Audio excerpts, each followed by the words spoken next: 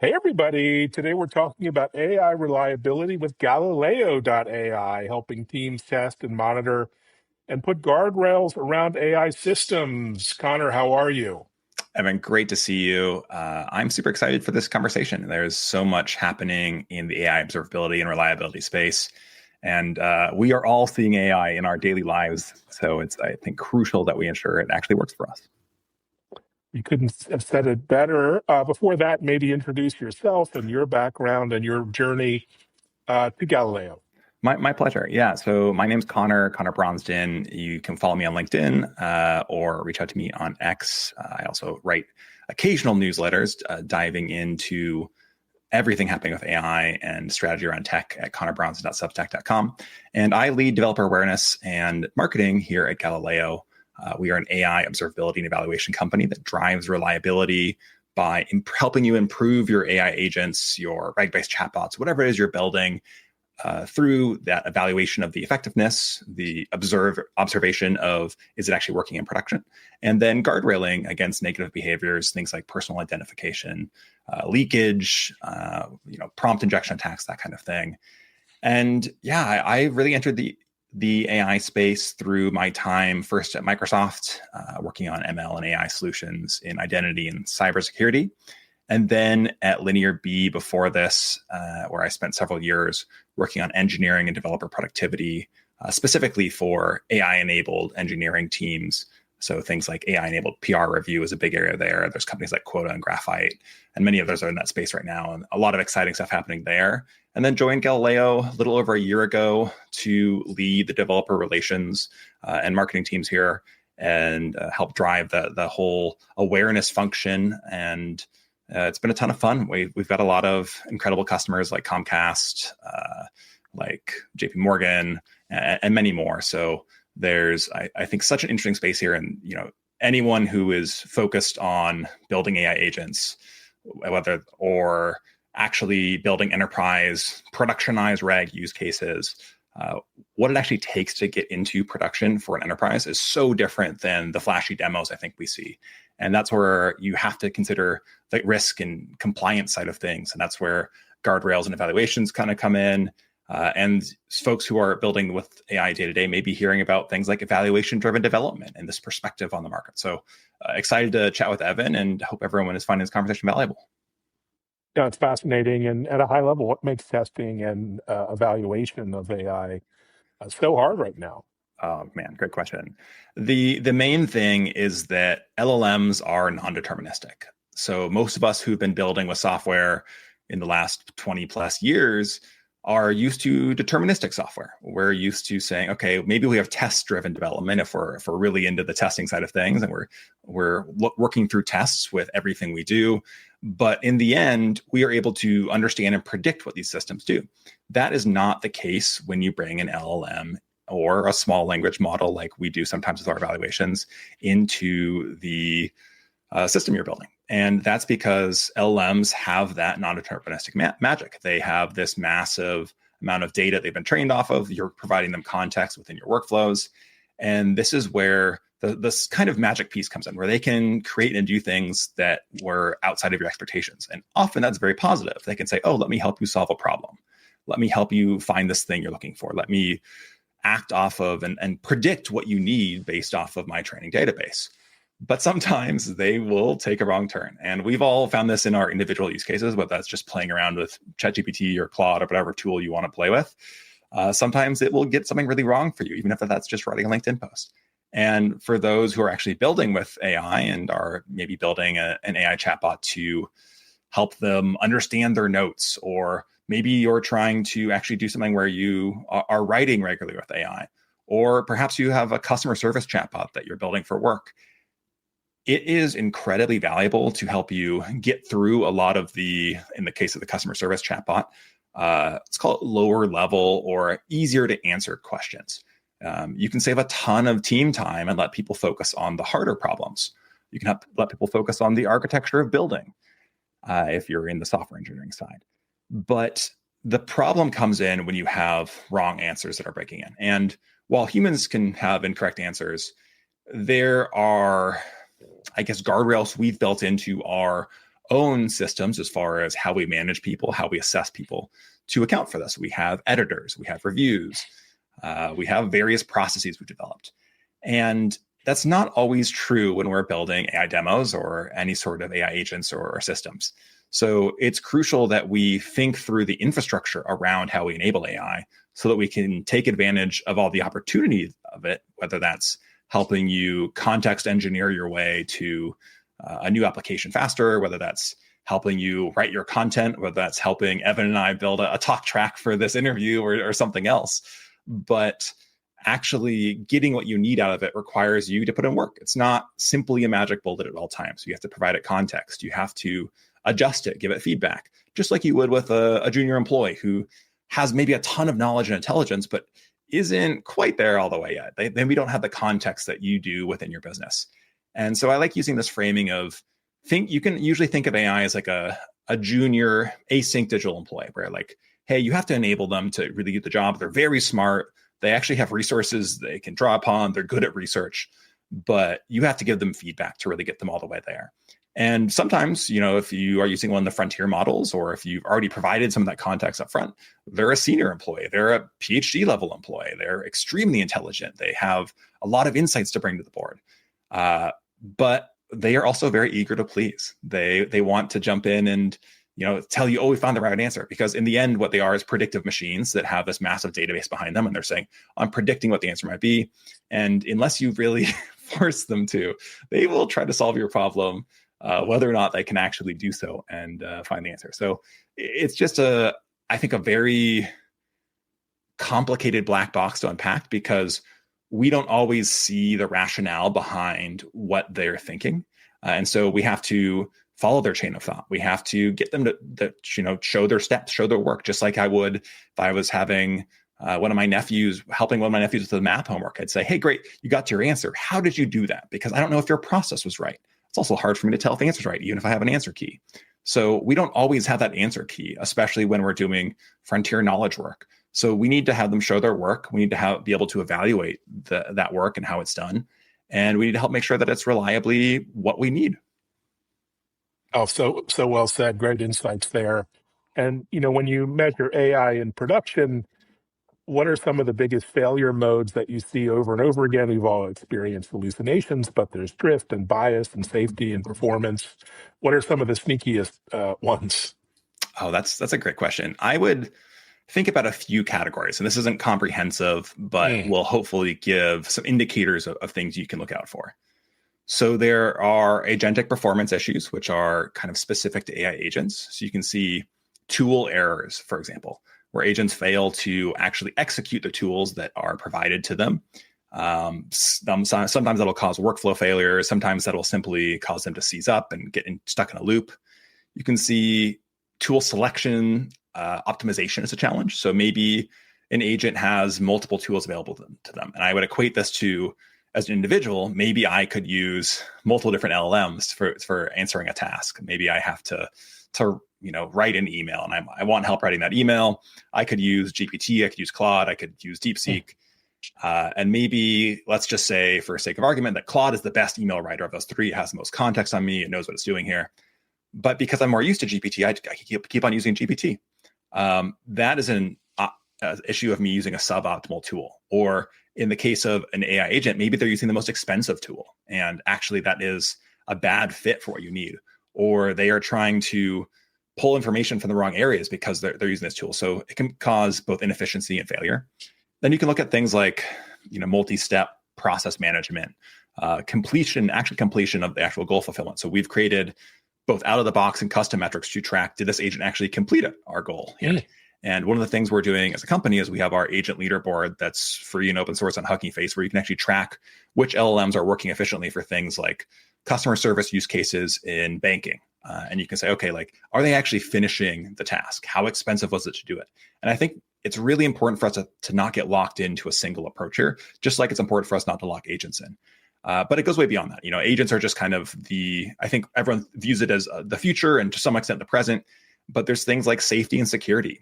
Are we protecting sensitive information? Is it getting leaked? That's where guardrails can come in, and actual runtime protection of these agents. sensitive information protection, prompt injection defense, harmful content prevention. And then I think we're all very familiar with this kind of idea of like context and knowledge management. So are we ensuring that our LLMs and their workflows are adhering to the context, or are they veering off and going in the wrong direction? I've made that mistake in personal prompting before, where I gave it some of the wrong context and it decided to use the wrong thing. Can I help validate the ground truth so that it can actually evaluate and assess the accuracy of what's information? Or more complicated things like chunk retrieval. Is that chunk retrieval efficient? Or is it retrieving irrelevant chunks of information to apply and therefore degrading response quality? And there's so many more here. You can see like context injection failures, over-injection, content quality and consistency. Is it actually meeting your brand tone and voice? Or does it have stylistic drift across sessions? This is a common problem for folks who are trying to have a consistent brand voice in how they speak and communicate in content they're generating. Or maybe it's over verbose or oversimplified. We've all probably dealt with that. So I would kind of think about it in at least those 4 buckets are the ones that come to mind for me. That agentic performance issues, usually around tool selection, goal completion, tool latency, that kind of thing. Context and knowledge management, something that I think applies to everyone and has a variety of areas where things can be a little off that lead to challenges. Maybe that's like cross-document parsing. And then safety and security, obvious one that's crucial for enterprises in particular that are trying to do things like customer support and this so-called like low-hanging fruit use cases. And then content quality and consistency. And those would be 4 big areas I would look at as common problem areas. And, we have both out of the box and open source metrics that we're leveraging across those. So in the example of, let's say, brand tone and voice consistency, you might look at tone metrics, or if you're looking at text generation quality against the references provided, you could look at Blue and Rogue, which are kind of common metrics that people have been using in AI for a while. And then I think, really, when you get down to it, to be effective at building enterprise level solutions, you need customization. And it's really crucial that you create custom scores and metrics that can get to what your actual goal is. Because it's great for me to provide you a score on, say, tool erroring with your agent and ensure that there's not a ton of tool errors popping up. Great, it's using the right tools. But we actually need to understand, did it complete the action? Is it reaching action completion? And maybe you have a unique ground truth that you need to apply for this because for example, maybe it's let's keep using that banking example I mentioned earlier, banking customer support. Maybe we need to ensure that there's no leakage of personal identifying information around like bank accounts, or that there's been a PIN provided to access those accounts. And maybe there's specific rule sets that you need to apply because there's compliance regulations that banks have that many other industries don't. And so this is where I go back to that context piece where, like, you've probably heard the term context engineering, but I think just understanding context and applying context is maybe the most important thing for folks who are building with LLMs today.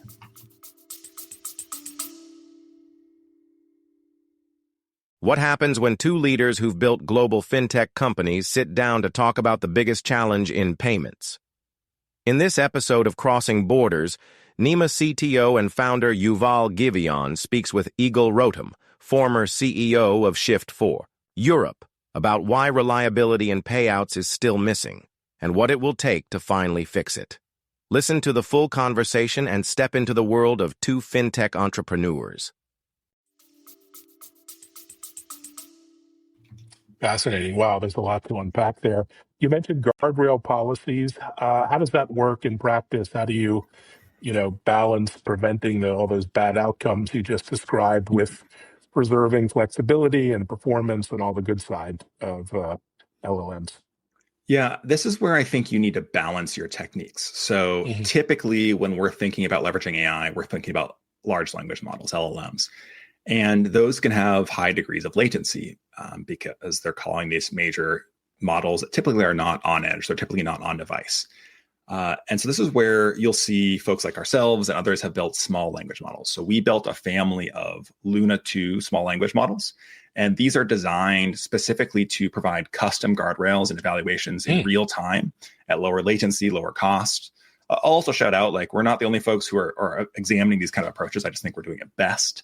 And frankly, we have the benchmarks to actually back that up. But others can look at like things like Azure Content Safety or, GPT-4o Many is an efficient model for LLM from an LLM standpoint to use this.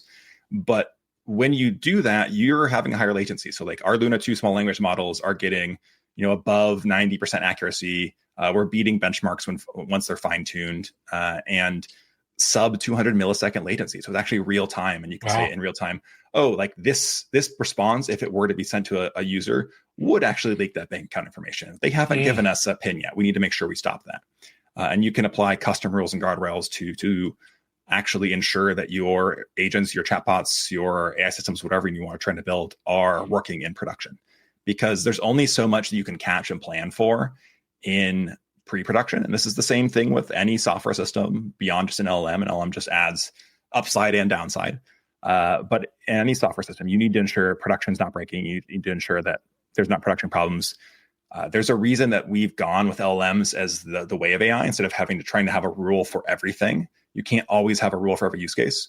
And so using small language models like Luna 2 in order to identify when there are problems in production to stop that behavior and surface it, whether that's through an integration with Rootly or some other means of notification through Slack or whatever the most efficient use cases for you, on-call, ServiceNow, et cetera, whatever your enterprise needs.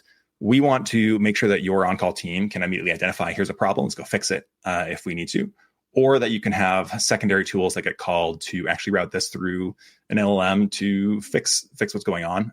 And I think this also then becomes a fantastic data set to go then retrain your models, update your workflows. And that's where we're seeing the biggest impact is when organizations start with evaluation observability in their, pre-training phase, in their development phase, in their testing. They add the real-time guardrails and runtime protection with Galileo, and then they feed that information back in and also feed in continuous learning through human feedback to auto-tune these metrics where you can have your subject matter experts actually come in and give a few shot examples that then get applied and update the systems in real time so that we can continue to improve these both with the feedback from live production systems and with your expertise. And that's where I think we're seeing a ton of success with groups like NTT, and customers like Five9 and HP. Oh, fantastic. That's amazing. I'm curious how you and the team keep pace with all the models and prompts that are constantly changing every day. There's some new every week, new announcement, release. Oh, How do you man. not just keep pace, but try to stay ahead of the curve in terms of what's happening?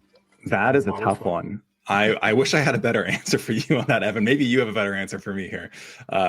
We have our leaderboard I mentioned where we're trying to keep pace with those top models. And you can check that out on Hugging Face. And I think that's a great way for us to just have public data sets to apply to and make sure we're tracking the top models. We've got some automations we've set up, obviously, to identify when there's new research we need to look at. And we've invested heavily in research ourselves with our Luna papers, our chain pull methodology to improve chain of thought. And I think it's why most AI organizations see research and development as crucial. You can't simply get away with having a product engineering side of your house. You also need to be thinking ahead to where the industry is going. And I'll say a huge amount of credit to our founders, Vikram Chatterjee, Atin Sanyal, and Yash Sheth on this, in that their background with Google, Uber, and Apple has really enabled them to be at the main point of the conversation here. And I think this is where showing up to things like meetups and talking to fellow practitioners, reading those papers or synthesizing those papers with AI sometimes so you can understand what's going on before you do a full paper read, and building in not just some automation, but this muscle within the organization of we are also a research organization. We're going to think through this research. We're going to understand how it's going to be applied to us is so crucial, because you'll see posts going viral sometimes on X or LinkedIn, and you'll see that, hey, that paper's from 2 or 3 years ago. For example, there was one I saw on Twitter recently where it was, models perform way better when you prompt in a chain versus all at once, and you kind of make it think through its steps. And I kind of did a double take, and I think a few other folks did. And I started reading the comments, and I was like, yeah, this paper's from 2.5 years ago. I remember reading this 2 years ago. I've been applying that in my own prompt engineering. So it can be really easy for stuff to swing by. And I think there is a big gulf in information as far as people who are on this cutting edge and are really in the nitty-gritty details and are building regularly with it versus folks who are kind of following along or on the farther out edge. I'll give big kudos to you here, Evan. Like the idea that you are talking to practitioners and leaders about this every day, I'm sure is a huge leg up for you. And that's part of what we try to do with our own Chain of Thought podcast, where we talk to AI leaders. Oh, we'll have to give you a shout out because that sounds Oh, amazing. please. Yeah. And also, get off of social media, or at least limit yourself, because it's if you're like me and spend 8 hours a day on social, it is soul sucking. It can But get a little tiring. back to the topic at hand, when it comes to observability, observing, monitoring all interactions, I mean, can you push for 100% sampling, or what? Where do you tend to go in a real enterprise world when you have to deal with cost and latency and privacy concerns and other issues? Yeah, great question. I think it depends on the type of system you're building. But when you're looking at the type of scale that some of our customers do, small language models are the way to go. People have probably heard the phrase LLMs judge, if they're at all familiar with the kind of observability space for AI, where you essentially use other LLMs to monitor the work that's happening in these AI systems. That can become really cost prohibitive once you're going past a couple thousand of test traces a day and you're going, oh, I have 1 million customer interactions happening a day. That gets really costly. You don't want to see your OpenAI API bill after that. And that's where you will see a lot of enterprises will come to Galileo and say, okay, help us to fine tune a small language model that can do this at 3% of the cost, per trace of what an LLM would be doing here. And you can also do things like, okay, let's apply a small language judge across all of our samples. And then when we identify that there might be a problem, we also add an LLM in. And then if it hits a certain level of risk, maybe we then bring in a human to evaluate this. And personally, and I've been saying this since my days at Microsoft, I think this is where the future of AI and ML for things like cybersecurity and guardrailing is going, is the first line of defense, and we're seeing this with a lot of large solutions, is an AI, whether that's an agent, whether that's an LLM judge, whether that's an SLM. And then we have often secondary levels of AI, and there's a clear strategy for moving it up the chain to, okay, a human needs to take a look at this. Because when AI is at its best is when it is enabling humans to do the deep work, to do the strategy work, and provide the context that it needs. And it's an extension of us rather than a replacement. I know there's going to be some folks who are very concerned about what does this mean for the job market? And I would say it is certainly going to change how things work, just as we've seen with previous technological waves. But there is so much upside and opportunity in the space as well. And personally, I find it extremely exciting. Yeah, there are plenty of jobs for observability experts, for Totally. sure. Speaking of which, when a customer is thinking about adopting Galileo, what are some of the hurdles? Because this is a new approach. There are technical challenges. It's cultural, maybe changing the way things have always been done. How do you overcome those, and how quickly can you deploy your platform in a large enterprise? You mentioned very large customers. Yeah, it's a great question. I think there's a lot of, the answer is really depends, right? And I hate to be so vague at the top level here, but we have customers who are a couple of people using our free solution who've signed up for free on our website, Galileo.ai, and it's just like, hey, 2 developers working together on this. And then we have customers who, like HP and Comcast and others, where it's quite a few more. And it definitely takes longer for those large enterprises to get to scale. Often they'll start with a couple teams, they'll roll it out. Sometimes you'll see them working with their platform engineering team, for example, or their DevOps team will help with the integration of it, and they'll roll it out to different business units.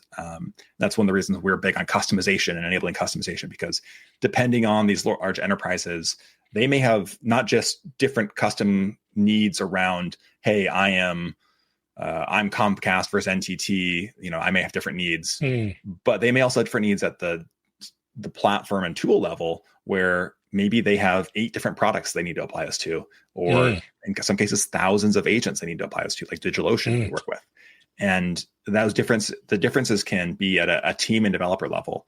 So we both enable SaaS solutions, hybrid, and then fully managed clusters on-prem for folks who have high compliance needs. And I think this is where having a very highly auditable log structure and key service level agreements is so crucial for that enterprise on-prem piece. For some larger organizations, we even offer forward deployed engineers to help them. And we'll do a lot of that setup with them alongside. But it really depends on the size of the company. If you're a startup, you can get rolling on your own. You can ask us for advice. You can read a lot of our content. We have, I think, great docs, or at least continuing to become better docs that can really enable you. And you can still do that if you're an enterprise level. But in order to get it across the entire organization, there's definitely some setup work. I love what AI does for us. It is truly magical in a lot of ways, but it is not a magic bullet. It is something that requires work to do right consistently. That's why we're big on reliability for AI. No shortcuts, as with everything in life. Yeah. I'm curious how you measure success. You're clearly providing important insights and metrics, but what about outcomes? How do you show yourself more than just monitoring, but delivering real enterprise value? That's a really great question, Evan. The way I would think about it is, are our customers able to go to production faster with their AI agents? Are they actually getting to production with their AI solutions? That is where we want to have the full spectrum of, but it'll look like things like, do they have more AI features in production? Can we measure that increased team productivity as around us delivering and productionizing more agents?